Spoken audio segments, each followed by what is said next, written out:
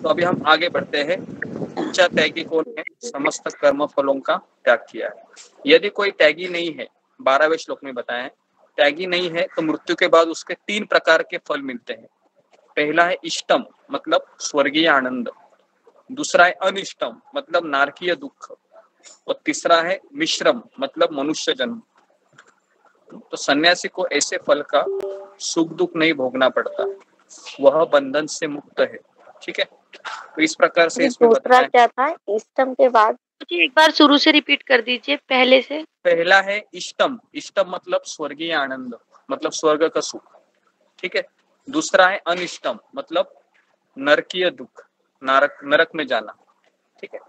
तीसरा है मिश्रम, मतलब मनुष्य जन्म मिलता है।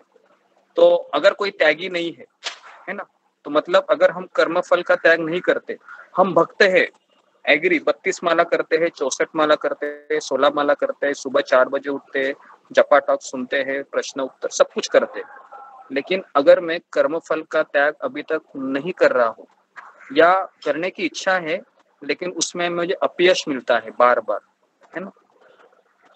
ठीक है, तो इसका मतलब क्या है, भले अगर मुझे करना है, अपयश मिल रहा है तो अच्छी बात है, लेकिन मुझे करना ही नहीं है त्याग, मैं हमेशा कर्म फल से आसक्त रहना चाहता हूँ या चाहती हूँ, तो फिर हम भगवान के धाम में नहीं जा सकते, क्योंकि ये कर्म फल है ना, यही हमारे बंधन का कारण है।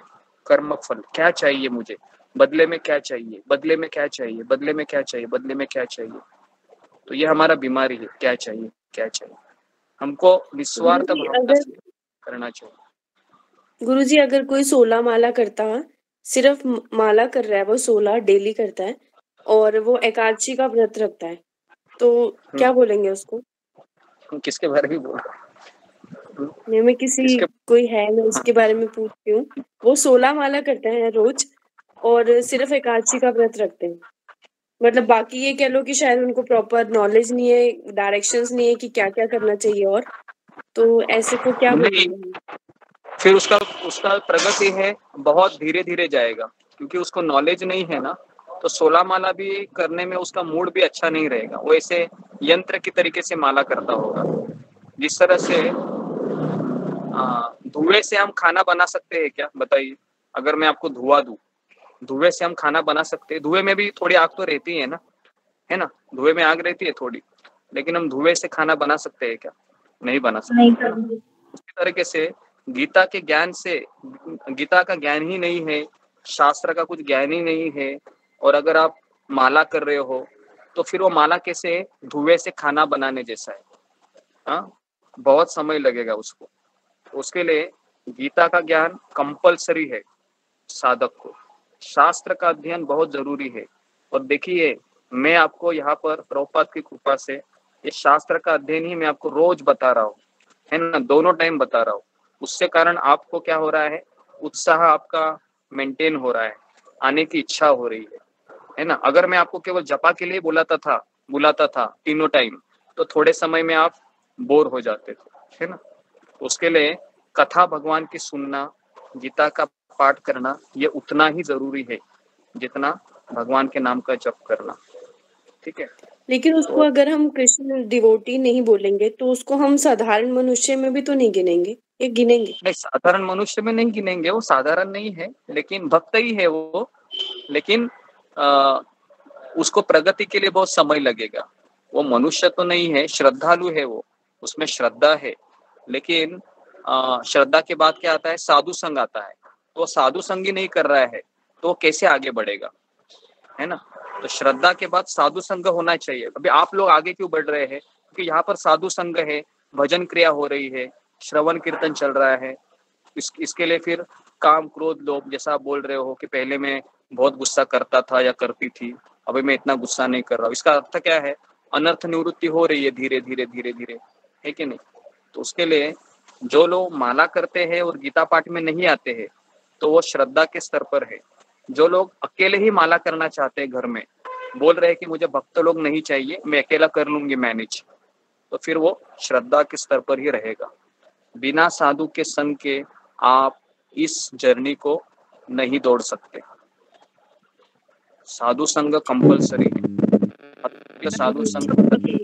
प्रभु जी हरे कृष्णा, जैसे मेरे पास माला नहीं है, मैं वैसे मुंह से जाप करती हूँ, तो इससे कोई दिक्कत तो नहीं है ना प्रभु जी? माला क्यों नहीं है आपके पास? माला नहीं है तो एड्रेस भेजो मुझे, मैं माला भेज देता हूँ। प्रभु जी अभी घर में थोड़ा लहसुन प्याज का चलता है ना, अभी मैं सोच रही हूँ जब मैं जाऊंगी अपने से, हम अलग से रहेंगे तो फिर हम अपना सब अलग से करेंगे ना, इसलिए। नहीं प्रभु एड्रेस ले लो उनका। मत करो अभी, फिलहाल माला लेके चालू करो, वो पता नहीं कब होगा। हाँ, भगवान के कार्य के लिए बहुत माला एड्रेस भेजो, माला आपको 1 हफ्ते में आ जाएगी। ठीक है जी जी गुरुजी। हाँ गुरुजी, ये माला तुलसी माला से जाप करते हैं, ये नकली और असली का भी कुछ रहता है क्या? नकली असली से ज्यादा हम ये जरूरी है कि हमको श्रद्धा बढ़ानी चाहिए। ये तुलसी का माला हमको तभी जप करना चाहिए जब हम कम से कम 4 साल 5 साल 3 साल, कम से कम 3 साल तो हम कृष्ण भावना में स्थिर रहे। हम तुलसी माला कोई ऐसा जादू का मनी नहीं है कि उसको छूने के बाद हमारे पास करंट लग जाएगा, है ना, ऐसा कुछ होने वाला है नहीं गुरुजी, मेरे पास जो तुलसी माला है ना, वो जैसे किसी से मंगवाई थी, तो अब वो मुझे ये बोल रही है कि जो तेरे से तुलसी माला दी है ना, वो असली नहीं है, नकली है। बताओ अब वो असली हो या नकली हो, फिलहाल वही चीज बता रहा हूँ आपको, मैं फिलहाल वही चीज बता रहा हूँ। अभी आप मंत्र पे ध्यान दो। मैंने टपा टॉक दिया है, कभी मैंने इसका जिक्र किया है क्या? बोलो कि हमको मनी तुलसी का होना चाहिए, मनी असली होना चाहिए, मनी नकली है तो हमको फिर कृष्ण का नाम का हमको लाभ नहीं होगा, ऐसे मैंने कुछ बोला ही नहीं अभी तक। नहीं गुरुजी, बोला तो नहीं है। तो इसके लिए ये सब चीजें जो तुम्हारे पड़ोसी जो कुछ बोलते हैं ना, तो तुम्हारा मन उससे डिस्टर्ब नहीं होना चाहिए। हमारी श्रद्धा स्ट्रांग होनी चाहिए, है ना। भले वो बोले असली है नकली है, कोई बात नहीं। मैं जो मंत्र जो जप कर रही हूँ ना, वो असली मंत्र है, वो असली है। हाँ जी। हाँ, तो इसके लिए इतना सोचने का नहीं उस चीज को। ओके प्रभु जी, मेरा एक गुरु जी, क्वेश्चन है। हाँ प्रभु जी, जैसे मैं ऑफिस में काम करती हूँ, हाँ प्रभु जी जैसे मैं ऑफिस में काम करती हूँ और यहाँ पे माला नहीं लाती, और जो यूट्यूब पे प्रभुपाद जी चैंटिंग करते हैं उसके साथ साथ अगर मैं करती हूँ तो मेरी माला में काउंट होगा क्या? हाँ होगा आपका माला, लेकिन माला पे करना चाहिए। हाँ क्या माला से देखो, जी, माला पे मैं घर पे तो करती हूँ, लेकिन ऑफिस में माला नहीं ला पाती, क्योंकि जब यहाँ टाइम जैसे होता है मैं उस हिसाब से यूट्यूब पे चला लेती हूँ, प्रभुपाद जी वाली चैंटिंग तो वही कर लेती हूँ। हाँ ठीक है, फिलहाल करते रहिए, लेकिन माला से जप कीजिए। ओके, तो हमारा समय हो गया है, 4 बजे है, तो आज हमने 12 ही श्लोक कवर किए, बहुत सारे एग्जाम्पल दिए मैंने। कल अक्षय तृतीया के बारे में बता दीजिए। गुरुजी, कल अक्षय तृतीया, उस पे क्या क्या दान करना चाहिए? हाँ, तो अभी 12वां श्लोक भी बाकी है, वो भी हम कल ही लेंगे। ठीक है, 12वां श्लोक हो गया, तो 13 से 17 श्लोक में कर्म के 5 कारक बताए हैं, वो हम कल लेंगे। ठीक है, तो इसे कुछ कहना है, बोलना है 4-5 मिनट। गुरुजी कल के बारे में बता दीजिए। समझा नहीं मुझे, क्या बोलना है? सारे लोग बोलते हैं कि है ना, मेरा माइंड भी कल कंफ्यूज हो जाता है। अक्षय तृतीया है, उनके बारे में पूछना है कि अक्षय तृतीया क्या करना है।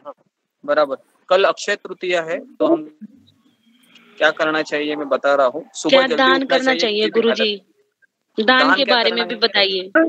जी, तो मैं 5 मिनट पहले अक्षय तृतीया के बारे में बताइए। दान करते हैं, है ना, सुनिए, कल अगर आप जो दान करते हैं उसका कई गुणों में उसका लाभ होता है, और हमारा जो आध्यात्मिक अकाउंट है उसमें बहुत बढ़ोतरी होती है। अगर आप कल 1 माला भी करते हैं तो वो 1000 माला की बराबरी में काउंट होता है। अगर आप ज्यादा माला करोगे तो उतना माला के काउंट में होता है। लेकिन अगर आप दान देते हो, क्योंकि उस दिन है वो 3.5 मुहूर्त है ना, कुछ तो 3.5 या 4 ऐसे कुछ मुहूर्त है, उसमें ये एक मुहूर्त आता है। मुहूर्त मतलब ऑस्पिशियस डे, शुभ दिन, है ना, शुभ दिन। ये अक्षय तृतीया है जिसका कभी क्षय नहीं होता है। अगर आप दान दोगे तो जितना भी अमाउंट रहेगा, है ना, हालांकि उसके लिए दान नहीं देना चाहिए, ये तो एक मटेरियल चीज है, लेकिन प्रेरणा देने के लिए ऐसा शास्त्र में बताएंगे कि उस दिन दान देने का बहुत जरूरी है। क्योंकि अगर उस समय दान नहीं देंगे तो फिर आप अच्छा सा अवसर है आपके हाथ से गवाओगे। और अभी अब देना चाहिए, ये बहुत जरूरी है। नहीं तो क्या होगा, अगर हम गलत लोगों को दान देंगे तो हमने देखा तामसिक दान, राजसिक दान, सात्विक दान, ये सारे दान के कैटेगरीज भी हमने देखे। ठीक है, तो प्रभु जी क्या हम इस्कॉन में डोनेशन कर सकते हैं कल? इस्कॉन में डोनेशन कर सकते हैं कल? हाँ, आप इस्कॉन में भी कर सकते हैं, क्योंकि इससे अच्छा जगह कहाँ होगी, क्योंकि वहाँ पे सत्संग और प्रचार होता है तो वहाँ ज्यादा अच्छा रहेगा, धन अच्छी जगह पर वर्क होगा। ओके, जिसको करना है। अक्षय तृतीया क्या होता है? अक्षय तृतीया के बारे में बताइए। मैं कल आपको अक्षय तृतीया के बारे में बताता हूँ क्या क्या हुआ था उस दिन। अक्षय तृतीया के दिन बहुत सारी चीजें हुई थी, समुद्र मंथन का भी एपिसोड है उसमें कनेक्टेड, और भी बहुत सारी चीजें हैं। तो कल हम क्या करेंगे, कल हम गीता के ऊपर क्लास नहीं लेंगे, हम कल अक्षय तृतीया के ऊपर क्लास लेंगे, और अक्षय तृतीया के क्या क्या खासियत है, उस दिन क्या क्या हुआ था। करीबन 7 से 8 ऐसे इंसिडेंट्स हैं जो अक्षय तृतीया को हुए थे, तो उसके सबकी कथाएं मैं आपको संक्षिप्त में 1 घंटे के अंदर कवर करके बताता हूँ। ठीक है, तो प्रभु जी वो हाँ प्रभु जी अकाउंट होगा, अकाउंट इस्कॉन का कैसे करते हैं आप जो समझा दीजिएगा थोड़ा सा। इस्कॉन का कैसे होता है वहाँ पे, इस्कॉन में डोनेशन कैसे होता है समझा दीजिएगा, क्योंकि हम यहाँ से कैसे करें।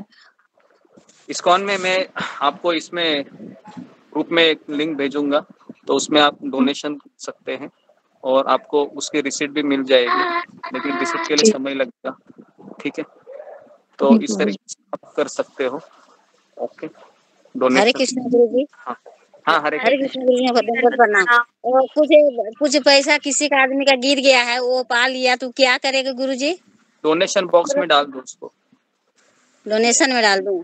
आज दुकान तरफ गिर गया था एक आदमी के, तो कोई खोजने भी नहीं आ रहा है और हमको चिंता हो गया। नहीं जाने दो, इसके लिए मैंने कहा कि डोनेशन बॉक्स में डाल। ठीक है, तो यहाँ पर हम रुकते हैं। बहुत बहुत धन्यवाद। हरे कृष्णा हरे कृष्णा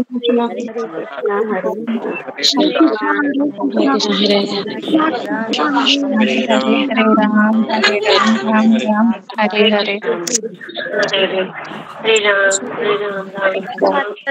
राम।